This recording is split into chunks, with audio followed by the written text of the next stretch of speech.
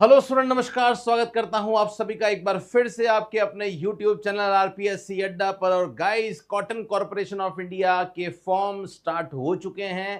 जो भी स्टूडेंट ऐसे हैं जो हमारे कॉमर्स के हैं, अगर आपने सीए सीए में कर रखी है तो आपके लिए भी बहुत बढ़िया वैकेंसी है। अगर आपने ग्रेजुएशन कर रखी है तो आपके लिए भी बहुत अच्छी वैकेंसी है।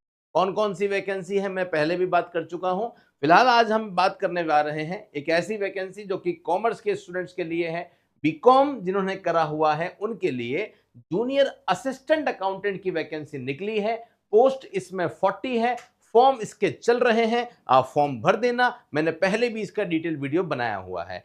फिलहाल हम बात कर रहे हैं उन स्टूडेंट्स के लिए, बात कर रहे हैं जो इसकी प्रिपरेशन कर रहे हैं या जो इस बार प्लान कर रहे हैं कि अगले 1-2 महीने में जम के मेहनत करके इस वैकेंसी को पाना ही है। तो हमारा काम है आपको एक मास्टर प्लान बताना, एक स्मार्ट स्टडी बताना, ताकि आप अच्छे तरीके से स्मार्टली अपनी प्रिपरेशन को कर सके।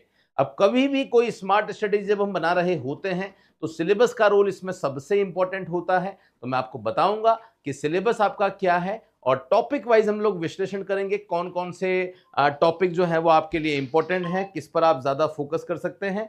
सभी के बारे में हम इस वीडियो में बात करेंगे और कैसे कैसे कम समय में आप एक अच्छी प्रिपरेशन कर सकते हैं, इसके बारे में भी हम इसी वीडियो में चर्चा करने जा रहे हैं। अगर आप इस वैकेंसी की प्रिपरेशन कर रहे हैं तो आप सभी के लिए एक व्हाट्सएप चैट कम्युनिटी बना दी है जहां पे ओपन चैट रहती है। स्टूडेंट भी फिल्टर वही स्टूडेंट इस ग्रुप में है जो कॉमर्स के हैं और इस एग्जाम की प्रिपरेशन कर रहे हैं। आप आपस में बात कर सकते हैं, चैट कर सकते हैं, क्वेश्चन डिस्कस कर सकते हैं। हमारे नोट्स, प्रीवियस ईयर पेपर, सब कुछ आपको इसी ग्रुप में मिल जाता है। नीचे डिस्क्रिप्शन में लिंक है, उस पर क्लिक करके आप इस ग्रुप को जरूर ज्वाइन कर लेना। अगर आप इस चैनल पर पहली बार नए हैं तो मैं आपको बता दूं कि गाइज, आरपीएससी अड्डा वो फैकल्टी टीम है जो पूरे इंडिया में कॉमर्स की सबसे बड़ी, सबसे क्वालिफाइड फैकल्टी टीम है, जहां पे हर एक सब्जेक्ट का एक एक्सपर्ट आपको मिलता है। ऐसा नहीं है कि एक या दो टीचर ही मिलके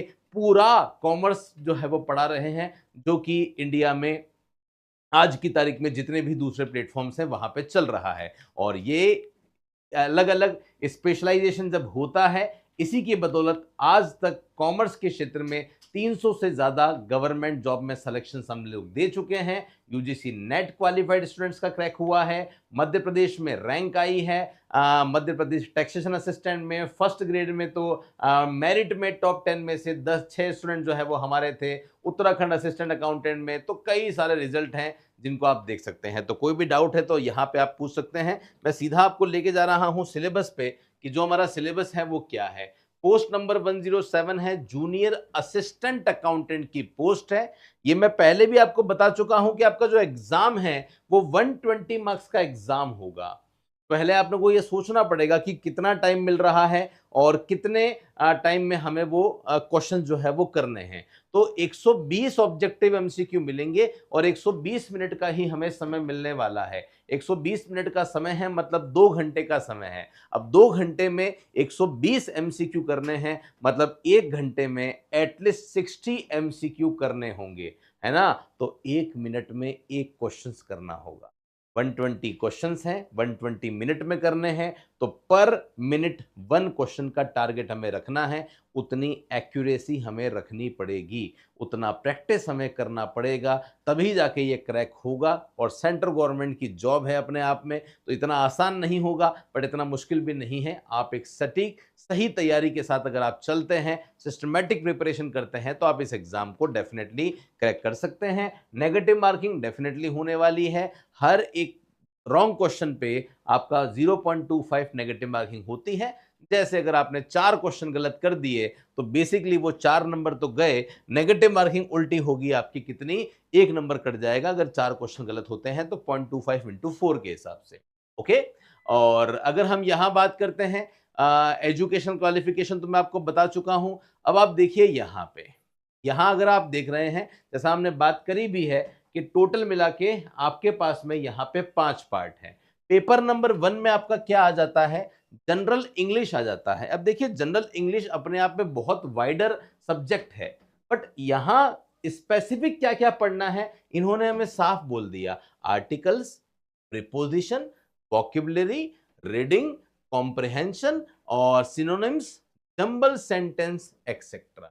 एग्जैक्टली यही पढ़ना है। मैं वापस आपको बता रहा हूं, सिलेबस बहुत वाइड होता है, बट हमको पूरा इंग्लिश का सिलेबस कॉम्पिटिटिव एग्जाम के हिसाब से नहीं पढ़ना, सबके एमसीक्यूज नहीं पढ़ने हैं। स्पेसिफिक चीजें दे रखी है तो स्पेसिफिक पे ही फोकस हमें करना है और यही टॉपिक्स पढ़ने हैं। यहां से क्वेश्चन आपके 15 क्वेश्चंस आएंगे। तो इंग्लिश का रोल एक बहुत इंपॉर्टेंट रोल है और सभी का रोल बहुत इंपॉर्टेंट है, पर थोड़ा सा सब्जेक्ट पे ज्यादा फोकस करना। क्यों? क्योंकि पार्ट 1 2 3 4 है ना, पार्ट 1 2 3 4 हर एक पार्ट 15 मार्क्स का है, आप देख सकते हैं। तो 15 मार्क्स का है तो 15 30 45 और 60, मतलब 120 मार्क्स का जो आपका पेपर है ना।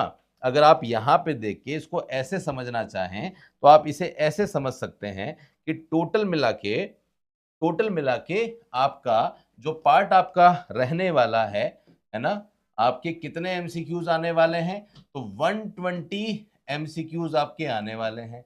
120 एमसीक्यूज को भी आप दो पार्ट में डिवाइड करेंगे। जो 60 एमसीक्यूज हैं आपके, जो 60 एमसीक्यूज हैं आपके, ये जो 60 एमसीक्यूज हैं वो आपके जीके है ना, वो आपके जीके के होने वाले हैं। जीके प्लस आपका आप कह सकते हैं लैंग्वेज के हैं, ये लैंग्वेज के हैं। और जो 60 एमसीक्यूज आपके होने वाले हैं, ये 60 एमसीक्यू आपके जो होंगे वो आपके सब्जेक्ट के होंगे, मतलब कॉमर्स के होंगे। ठीक है, अब ये जो 60 एमसीक्यू है इसके लिए हमें कितने जो है वो सब्जेक्ट पढ़ने हैं, अब आप यहाँ पे जो है वो देख सकते हैं। हमारे सामने अगर आप देखते हैं तो हमें इंग्लिश पढ़नी है ना, और उसके साथ में सेकेंड यूनिट में आपका रीजनिंग है, थर्ड यूनिट में क्वांटिटेटिव एप्टीट्यूड है और फोर्थ में आपका जनरल नॉलेज है, जहां पे इंडियन जो जीके है वो आपको यहाँ पे पढ़नी है ना। इस तरीके से आपको पढ़नी है। तो यहाँ पे आपका जीके आ जाएगा साथ में। चलो यहाँ पे अलग से ही ऐड कर देते हैं, एक आपको यहाँ पे रीजनिंग पढ़नी है और एक आपको यहाँ पे मैथमेटिक्स पढ़नी है, मैथ्स पढ़नी है। तो ये आपके बेसिकली है। यहाँ पे भी स्पेसिफिक लैंग्वेज में तो हिंदी भी आ जाती है, यहाँ पे हम लोग लिख देते हैं इंग्लिश। देखिए, रीजनिंग, जीके, इंग्लिश, मैथ्स, ये 4 सब्जेक्ट हैं। 4 सब्जेक्ट आपके 60 मार्क्स के आते हैं। सबका इक्वल डिस्ट्रीब्यूशन है, पर कहीं कहीं आपका जो पार्ट है वो छोटा है, छोटे पार्ट में समय कम लगता है। जैसे इंग्लिश मुझे लगता है आपका स्कोरिंग हो सकता है। रीजनिंग का सिलेबस थोड़ा सा बड़ा है पर अच्छे टॉपिक हैं। कौन कौन से टॉपिक हैं आप देखिएगा, सिलोलिज्म है ना, कोडेड इनइक्विलिटी है, डायरेक्शन एंड डिस्टेंस है, ऑर्डरिंग रैंकिंग है, blood relation, data interpretation, coding and decoding, deductive logic, data sufficiency, series compilation, puzzle, pattern compilation, ये सब आपके आते हैं। टॉपिक्स ज्यादा हैं पर मुझे लगता है अच्छे क्वेश्चन हैं आपके। 15 क्वेश्चन जो है वो आपको यहाँ पे आपके रीजनिंग से आने वाले हैं। क्वांटिटेटिव एप्टीट्यूड में बेसिक टॉपिक डाले हैं, जैसे रेशियो प्रपोर्शन है, टाइम एंड वर्क है, स्पीड डिस्टेंस है, परसेंटेज एवरेज है, profit and loss, discount, probability, simple and compound interest. बस यही आपके सिलेबस में आपको दे रखे हैं।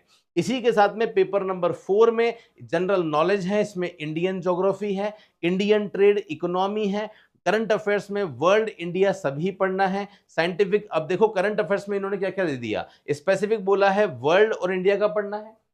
साइंटिफिक जो रिसर्च अभी रिसेंट में हुई है वो देखो, अवार्ड्स, स्पोर्ट्स और वर्ल्ड ज्योग्राफी यहां पे आपकी आ गई है। तो करंट अफेयर्स से बहुत बड़ा होता है। आपको स्पेसिफिक कौन कौन सा करंट अफेयर्स पढ़ना है, जैसे बुक्स एंड ऑथर्स भी करंट अफेयर्स में ही आता है, बट वो यहां नहीं लिखा हुआ है। अवार्ड्स, स्पोर्ट्स पे मेन करना है, वर्ल्ड लेवल पे, इंडिया लेवल पे जो एक्टिविटी चल रही है वो देखनी है। कुछ आपको यहाँ इन्होंने वर्ल्ड ज्योग्राफी भी इन्होंने यहाँ दे दी है और इंडियन ज्योग्राफी भी दे दी है। तो थोड़ा सा ज्योग्राफी पे फोकस ज्यादा है। ये सब्जेक्ट बहुत ज्यादा वाइड है, तो मुझे लगता है इस पर फोकस करना, पर बहुत ज्यादा मत करना, क्योंकि आपको अगर स्कोर बनाना है ना तो फर्स्ट, सेकंड और थर्ड पेपर आपका मुझे लगता है एक अच्छा खासा स्कोर जो है वो देने वाला है। डन है। चलिए जी, अब मैं आपको बताता हूं, जो 60 मार्क्स का आपका पेपर है वो आपका रहने वाला है सब्जेक्ट का। जब सब्जेक्ट देखते हैं तो कौन कौन से सब्जेक्ट आपको देखने को मिलते हैं। आपका एक सब्जेक्ट फाइनेंशियल अकाउंटिंग है, एक आपका कॉस्ट अकाउंटिंग है, एक आपका टैक्सेशन है, एक आपका लॉ है, एक आपका ऑडिटिंग है, एक आपका फाइनेंशियल मैनेजमेंट है, एक आपका फाइनेंशियल मार्केट है ना, और एक आपका ऑर्गेनाइजेशनल थ्योरी है, फिर आपका ओबी है, फिर ह्यूमन रिसोर्स है। इतने सारे सब्जेक्ट हैं। 60 मार्क्स के लिए इतने सब्जेक्ट काउंट करते हो तो कितने सब्जेक्ट है, आओ देख लेते हैं। ये 1, ये हो गया 2, ये है आपका 3, देन 4, देन 5, 6, 7, 8, 9 एंड 10। 10 सब्जेक्ट आपके हो गए हैं। 10 सब्जेक्ट हो गए हैं तो आप देख सकते हैं यहाँ पे 60 एमसीक्यू जो आएंगे उसके लिए आपके जो सब्जेक्ट हैं वो कितने सब्जेक्ट हैं, 10 सब्जेक्ट हैं। तो आप एवरेज अगर निकालते हो तो 6 एमसीक्यू जो आपके होने वाले हैं वो इंडिविजुअल यूनिट वाइज होने वाले हैं। तो ऑन एन एवरेज मान के चलो, अकाउंट से लगभग 6 क्वेश्चन, टैक्सेशन के 6 क्वेश्चन, लॉ के 6 क्वेश्चन, कॉस्ट अकाउंटिंग के 6 क्वेश्चन, ह्यूमन रिसोर्स के 6 क्वेश्चन, इस तरीके से है। ये ऊपर नीचे हो सकते हैं बट एक मोटा मोटा आइडिया मैं आपको बता रहा हूं। अब देखिए कॉमर्स के सिलेबस पे अगर हम जाते हैं तो ये सिलेबस भी काफी अच्छा बड़ा सिलेबस है। ऐसा नहीं है कि बहुत छोटा सिलेबस है, हम आराम से कर सकते हैं। जैसे अगर आप यहाँ पे भी देखो, थोड़ा डिटेल में अगर आप देखो तो यहाँ डिटेल में आप देख सकते हैं कि क्या आपका होने वाला है ना। तो ध्यान से देखिएगा, हम बात कर रहे हैं फाइनेंशियल अकाउंटिंग की। तो फाइनेंशियल अकाउंटिंग में स्टार्टिंग के जो टॉपिक हैं वो तो ठीक है ना। जैसे इन्होंने स्टार्टिंग में दे दिया accounting as a financial information system हो गया, बिहेवियरल साइंस हो गया, बेसिक टॉपिक है। फिर उन्होंने यहां दे दिया अकाउंटिंग स्टैंडर्ड। अब अकाउंटिंग स्टैंडर्ड में इन्होंने क्या बोला है, स्पेसिफिक नाम लिख दिए हैं। वैसे अकाउंटिंग स्टैंडर्ड जो है वो काफी सारे हैं, अराउंड 30 हैं, लेकिन यहां इन्होंने साफ बोल दिया भैया depreciation, inventory, R and D, cost, long term construction contract, revenue recognition, fixed asset, contingency, foreign exchange transaction, investment, government grants, cash flow statement, ये स्पेसिफिक इन्होंने यहां पे दे दिए हैं। Earning per share, accounting for share capital, देखो अब यहां पे खत्म हो गया है। तो सारे अकाउंटिंग स्टैंडर्ड नहीं है, स्पेसिफिक अकाउंटिंग स्टैंडर्ड है, उन्हीं पे फोकस करना है। ध्यान रखना स्टूडेंट, जो जोश में सारे पढ़ लेते हैं सारे नहीं पढ़ने हैं, पहली बात। दूसरी बात, फिर यहां पे आपको क्या आना है, शेयर कैपिटल के ट्रांजैक्शंस आपको देखने हैं, जिसमें bonus share, right share, employ stock option, buyback of security, ये सारा आ जाता है। उसके बाद हम बात करते हैं तो आपके यहाँ पे जो है वो फाइनल अकाउंट आ जाता है, अमलगमेशन, एब्जॉर्प्शन, रिकंस्ट्रक्शन, ये आपका आ जाता है। ये आपके कॉर्पोरेट अकाउंटिंग के टॉपिक हैं। यहाँ पे आपका खत्म हो जाता है, मतलब जर्नल, लेजर, बेसिक इंट्रोडक्शन इन्होंने नहीं दिया है ना। Generally rectification of error, BRS, ये सब आता है, वो भी नहीं दिया है। तो थोड़ा सा एडवांस लेवल पे ये आपको पढ़ाना चाहते हैं।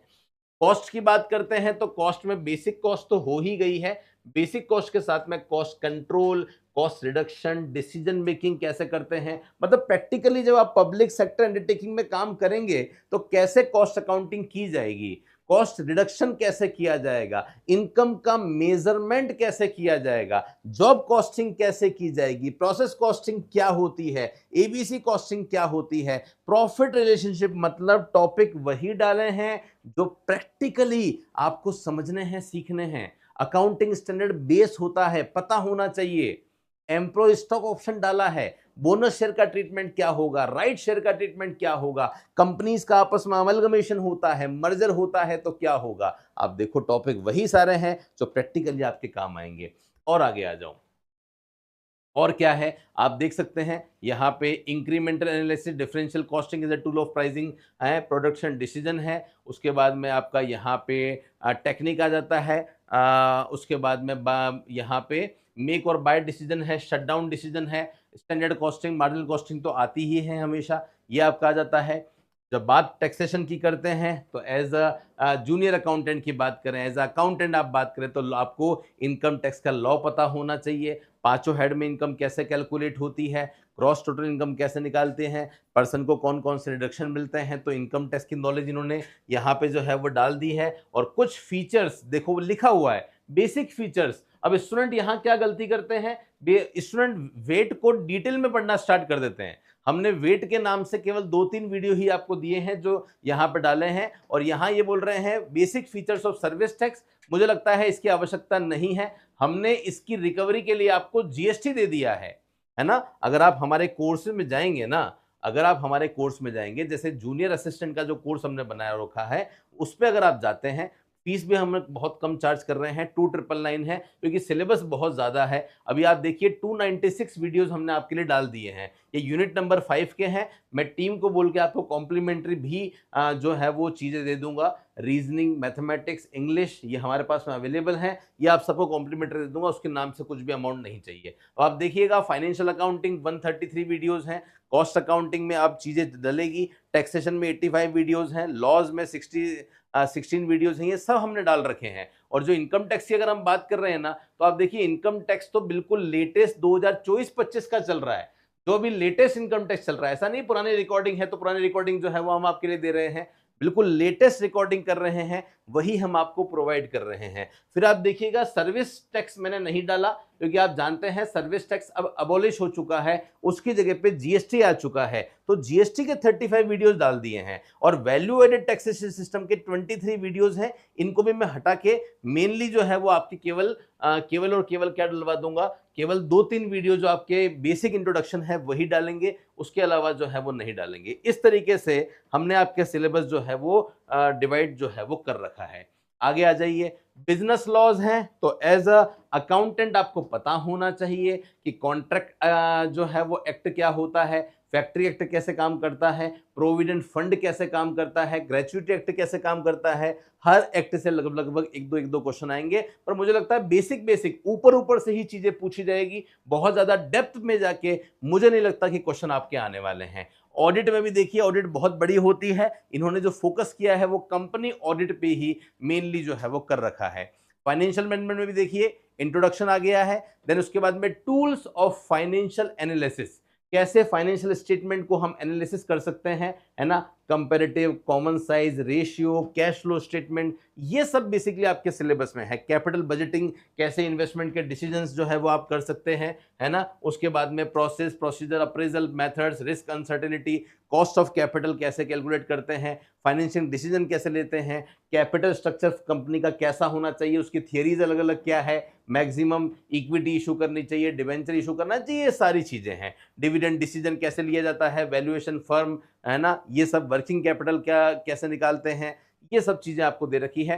फाइनेंशियल मार्केट में एज अकाउंटेंट वो आपको सिखाना चाहते हैं क्या फाइनेंशियल मार्केट होता है ना, सेबी के जो फंक्शंस हैं वो क्या होते हैं, प्राइमरी मार्केट कौन सा होता है, सेकेंडरी मार्केट कौन सा होता है, बुल क्या होता है, बियर क्या होता है, ये सब चीजें बेसिकली टर्म्स हैं बेसिकली फाइनेंशियल मार्केट के। तो इसमें आपको पढ़ना है। रिजर्व बैंक ऑफ इंडिया इन्होंने डाल दिया है, और उसके बाद में mutual fund, venture capital, credit rating agency, ये सब डाल दिया है।